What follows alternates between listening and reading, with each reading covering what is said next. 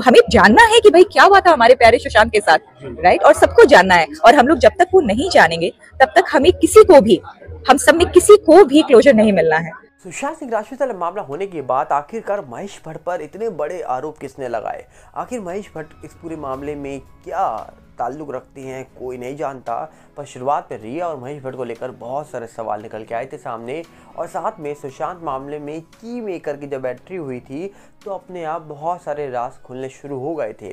पर इसी के बीच कहा जा रहा है कि सलमान खान वाले जो मामले में कहा जा रहा है कि अभी हाल ही में जो मामला हुआ सलमान खान के घर के बाहर फायरिंग हुई थी, उस मामले में बहुत बड़ी चार्जशीट दायर की गई है और दावा हो रहा है कि 8 लोगों का नाम उसमें लिया गया है।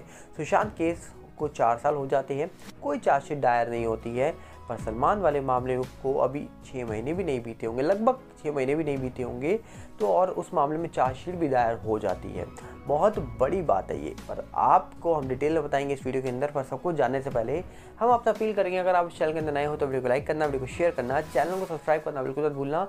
पर सबसे पहले अगर हम बात करें यहाँ पर, तो बता दिया जाए आपको कि सबसे बड़ी खबर यहाँ निकल के जो आ रही है वो सुशांत मामले में है कि सुशांत मामला 2020 में हुआ था। 2020 से लेकर 2024 तक एक बहुत बड़ा सवाल उठा कि आखिरकार रिया और महेश भट्ट का रिश्ते को लेकर सवाल उठाए गए लोगों के द्वारा। रिया और महेश भट्ट का नाम इस पूरे मामले में सबसे ज़्यादा बार लिया गया। क्यों आखिरकार? आखिर रिया सुशांत की लाइफ में कब आती हैं? रिया सारा की दोस्त थी क्या? क्या सारा और सुशांत का कोई रिलेशन था क्या?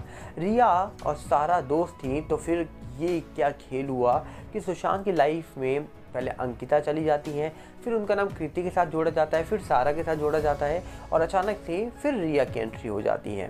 फिर रिया के आने के बाद सुशांत सिंह राजपूत मामले में ईडी की जब जांच हुई थी तो बहुत सारे ट्रांजैक्शंस निकल के आए थे। यहाँ तक कि रिया के भाई के भी खर्चे सुशांत के अकाउंट से जा रही थी, ऐसे भी दावे किए गए थे। पर इन दावों का सच क्या है क्या नहीं वो तो एजेंसी बता सकती है, पर ऐसे दावे न्यूज़ मीडिया के माध्यम से किए गए, बड़ी बड़ी एजेंसीज ने दावे किए हैं।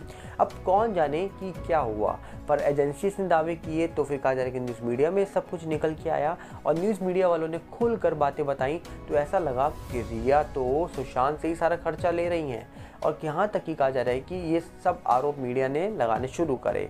बाद में रिया और महेश भट्ट जो है उनकी चैट्स भी वायरल होनी शुरू हो गई, और कहा जा रहा है कि बहुत ही गंभीर रिश्ता दोनों का दिखाई दे रहा था, जिस रिश्ते में कहा जा रहा है कि अपने आप कई सारे सवाल उठाए जा रहे थे।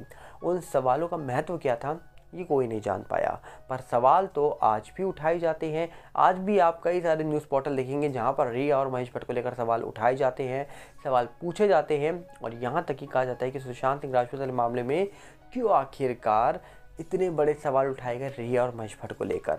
यहाँ तक कि रिया और महेश भट्ट ही नहीं, एक और सवाल उठा था, और ये सवाल उठा था जो सुशांत सिंह राजपूत का कमरा था, जो घर था, वहाँ पर कहा जा रहा है कि दरवाज़ा खुलवाया गया था, एक की मेकर को बुलाकर, चाबी वाले को बुलाया गया था दरवाज़ा खुलवाने के लिए, और दरवाज़ा खोलने के बाद दरवाज़ा चेक भी नहीं करने दिया।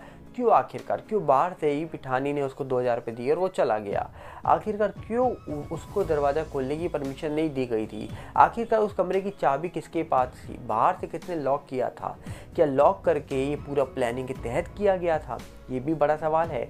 और आपको बता दिया जाए, एनके सूद जी एक्स ऑफिसर, जिन्होंने कहा जा रहा है कि आज तक जितनी बार बयान दिया है सुशांत मामले को लेकर, हर बयान में उन्होंने एक कॉमन चीज़ बोली है कि ये प्री प्लान्ड मर्डर है, इसमें अंडरवर्ल्ड का हाथ है और ये प्री प्लान्ड है, सब कुछ प्लानिंग के तहत किया गया, बहुत ही प्रोफेशनल तरीके से ये सब किया गया है। और कहा जा रहा है कि बार बार उन्होंने अगर ये जिक्र किया है तो डेफिनेटली कोई ना कोई वजह ज़रूर होगी, क्योंकि एक्स ऑफिसर बार बार इतनी बड़ी बात नहीं बोलेंगे। अगर वो बोल रहे हैं तो डेफिनेटली उनके पास सबूत है, और डेफिनेटली वो कई बार ऐसे मामले देख चुके होंगे क्योंकि एक्स ऑफिसर रह चुके हैं वो।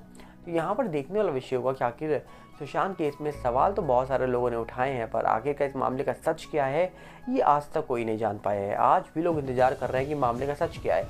जबकि की मेकर की जब एंट्री होती है इस पूरे मामले में, तो की मेकर आकर बार बार यही बोलता है कि मुझे फ़ोन आया था, मुझे बुलाया गया था, मैंने ताला खोल दिया, मुझे पता ही नहीं किसके घर में आ रहा हूँ, और यहाँ तक कि नीचे उससे साइन तक नहीं कराए गए थे। उसका कहना था कि मैं जब नीचे आया तो गार्ड था नहीं, मैं ऊपर आ गया सीधा, और बाद में मैंने चाबी अभी खोली, चाबी खोल नहीं पा रही थी तो मैंने लॉक तोड़ दिया। लॉक तोड़ के मैं चला गया, मुझे अंदर भी नहीं जाने दिया इन लोगों ने।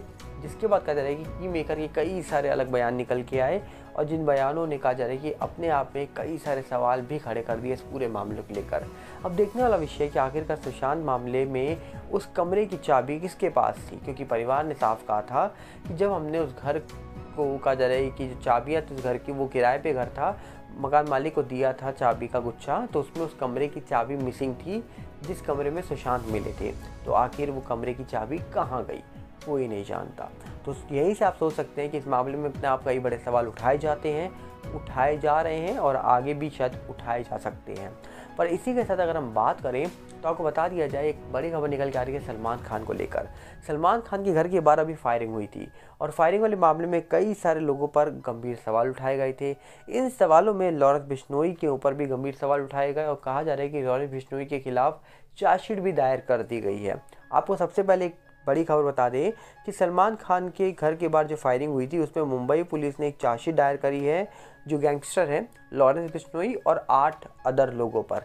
अब सोचिए, यहाँ पर सुशांत मामले को 4 साल होते हैं, कोई चार्जशीट निकल के नहीं आती है। सलमान वाले मामले को कहा जा रहा है कि 6 महीने के आसपास लगभग बीते होंगे, पर इस पूरे मामले में चार्जशीट भी दायर हो जाती है। और कहा जा रहा है कि अभी खबर निकल के आ रही थी कि जांच हुई है तो पता लगा कि सलमान के पीछे 70 लोग लगाए गए थे। सलमान के ऊपर निगरानी रखी जा रही थी और सलमान के ऊपर अटैक करने की कोशिश भी की जा सकती थी। पर कहा जा रहा है कि उससे पहले जिन लोगों को पकड़ा गया है उन्होंने बताया कि सलमान के पीछे 70 लोग लगाए गए थे। सब माइनर बताए जाते हैं जिनकी उम्र 18 से कम थी और उनके हाथ में हथियार भी थे, ऐसे भी दावे किए जाते हैं। और सलमान जहाँ जाते थे वहाँ कहा जा रहा है कि सलमान की निगरानी के लिए कोई ना कोई रखा गया था। अब ये खबरें निकल के आ रही है सामने, तो सवाल उठता है कि आखिरकार क्या सलमान अब सेफली अपनी आने वाली फिल्मों की शूटिंग कर पाएंगे। उम्मीद है कि वो कर पाएँ, पर यहाँ पर अपने आप में एक बड़ा सवाल है कि आखिरकार सलमान खान के साथ कहा जा रहा है कि ऐसा हो रहा है, तो बताइए सेफ कौन है। अपने आप में कई सवाल उठते हैं कि आखिरकार सुशांत मामले में 4 साल से सवाल उठाए जा रहे हैं। सलमान वाले मामले में अभी हाल ही में मामला हुआ और चार्जशीट भी दायर हो जाती है। मतलब सलमान खान डेफिनेटली बहुत पुराने शख्स हैं, इंडस्ट्री के बहुत बड़े पिता के बेटे हैं।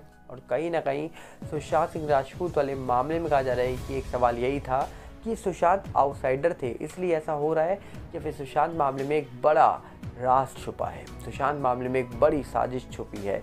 आखिर वो क्या है ये कोई नहीं जानता। उम्मीद है कि जल्दी जो भी सच है वो सामने निकल के आ जाएगा और जिस दिन सामने आएगा उस दिन अपने आप बहुत सारे राज खुल जाएंगे। क्या नेता अभिनेताओं के नाम भी सामने आएंगे, ऐसा भी दावा होता है। अगर मामले में बड़े कहा जा रहा है कि लोग इन्वॉल्व हैं, डी गैंग के अंडरवर्ल्ड इन्वॉल्व है, तो फिर नेता अभिनेता के नाम क्यों लिए जाते हैं कोई नहीं जानता। देखते हैं जब सच सामने आएगा तो क्या रिपोर्ट निकल के आएगी। पर हम उससे पहले आपसे अपील करेंगे, अगर आप इस चैनल के अंदर नए हो तो वीडियो को लाइक करना, वीडियो को शेयर करना, चैनल को सब्सक्राइब करना बिल्कुल मत भूलना। और साथ में हमारे नए चैनल सागर भल्ला 18 साथ जुड़ेगा, जो यूट्यूब का है, इंस्टाग्राम का सेम सागर भल्ला 18 है, फेसबुक का सागर भल्ला, इन सब के लिंक हमने आपको डिस्क्रिप्शन में दे रखे हैं। मिलते हैं बहुत जल्दी, नमस्कार, जय हिंद।